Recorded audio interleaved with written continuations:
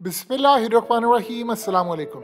आज पूरा पाकिस्तान इंतज़ार करता रहा कि आज फैसला आएगा और हमज़ा शहबाज फारिग हो जाएंगे। फैसला तो ना आ सका, लेकिन हमज़ा शहबाज के जाने का ऑर्डर तय हो चुका है और वो घर जा रहे हैं। और ये बात खाली सुप्रीम कोर्ट के फैसले से मुंसलिक नहीं है।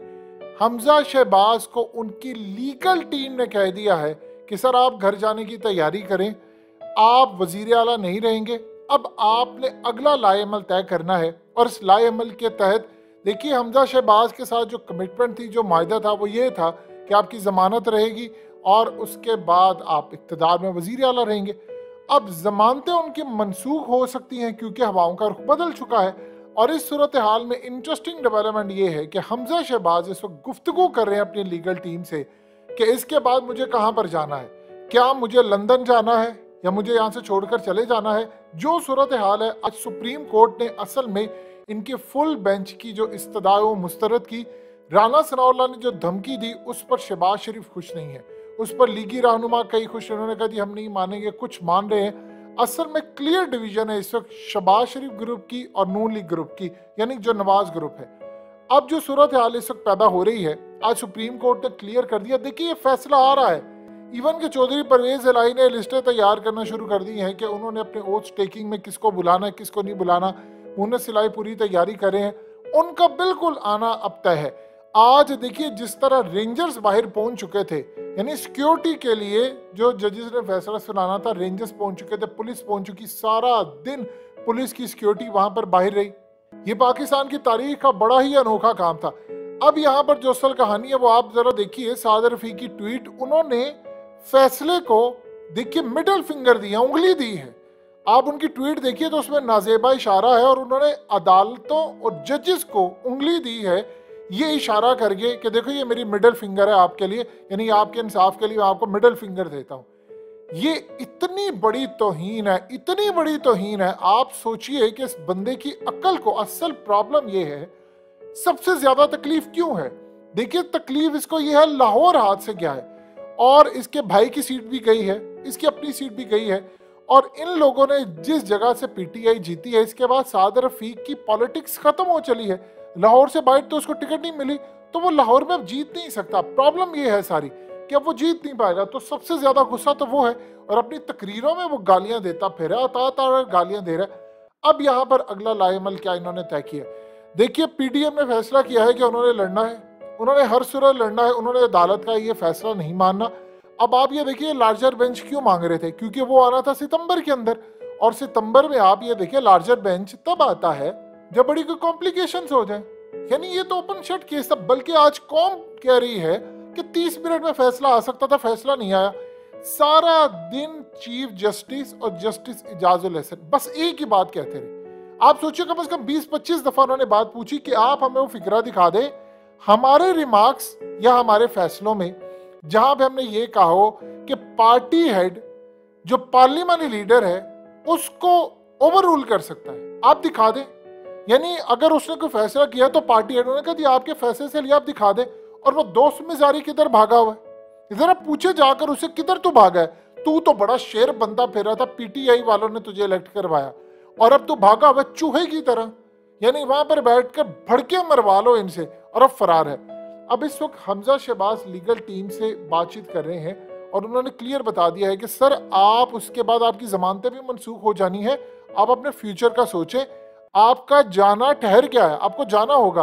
क्योंकि इस केस के अंदर इतनी ज्यादा कॉम्प्लिकेशंस पैदा कर दी गई हैं, इतनी ज्यादा पैदा कर दी गई हैं कि अब आपका बचना बिल्कुल नामुमकिन हो चला है।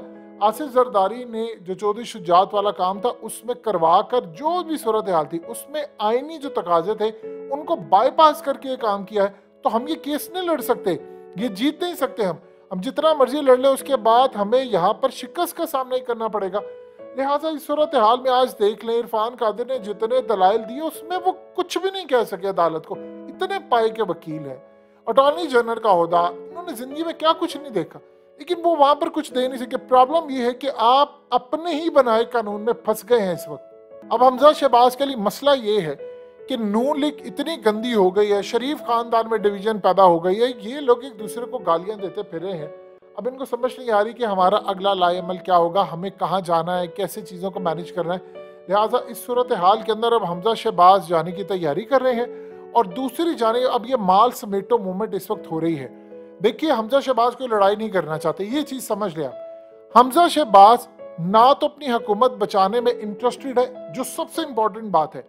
शहबाज शरीफ इंटरेस्टेड नहीं है हुकूमत बचाने में, ना अपनी ना हमजा की, लेकिन वो इस तसादुम का हिस्सा नहीं बनना चाहते एस्टैब्लिशमेंट के खिलाफ। ये बड़ी अहम बात है। हमजा शहबाज और शहबाज शरीफ चाहते हैं कि हम एस्टैब्लिशमेंट के साथ अपना सॉफ्ट कॉर्नर और सॉफ्ट इमेज बरकरार रखें। नवाज शरीफ और मरियम अगर एग्रेसिव होती है तो ये उनकी पॉलिसी है, इसीलिए नवाज शरीफ का मामला अलग होता है। राना सरावला शहबाज शरीफ ग्रुप से, तो उन्होंने उनको कहा कि तुम्हें जरूरत क्या थी ये बात कहने की कि हम ये नहीं मानेंगे, फलाना नहीं मानेंगे। आप यहाँ से अंदाजा कीजिए कि वो इनको डांट रहे हैं, वो कह रहे हैं भाई तुझे कहने की जरूरत क्या थी, क्योंकि नवाज शरीफ कुछ और चाहते हैं, शहबाज शरीफ चाहते हैं कि मैं निकलूं यहाँ से, बस मुझे जितना गंदा हो गया, मेरा बेटा गंदा हो गया, हम निकले यहाँ से बस।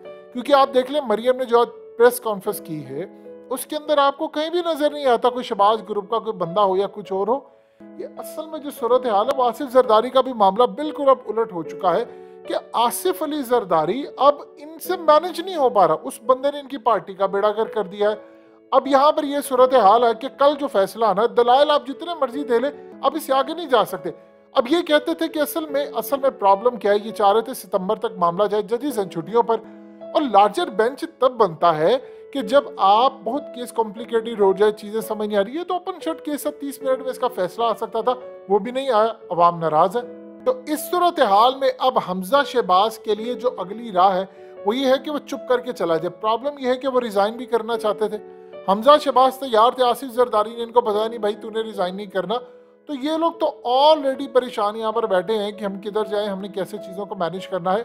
हमजा शहबाज के साथ साथ जो नेक्स्ट सूरत हाल ख़राब हो रही है वो हो रही है फजलुर रहमान के लिए।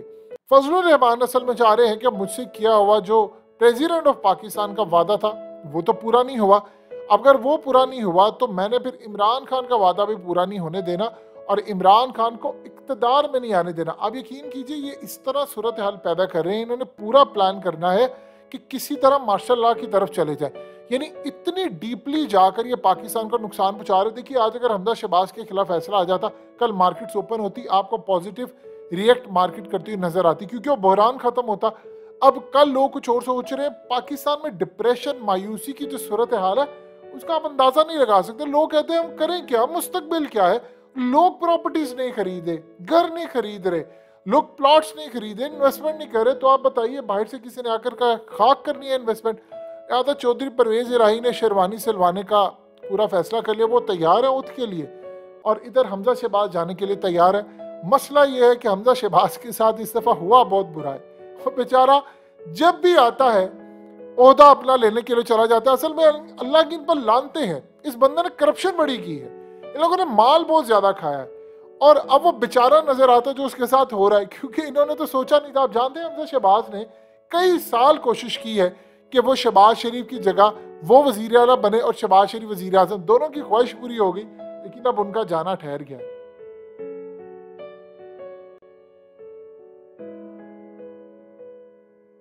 हकीकत टीवी को सब्सक्राइब करना मत भूलें, वीडियो को लाइक करें, शेयर करें और कमेंट सेक्शन में अपनी राय का इजहार जरूर करें।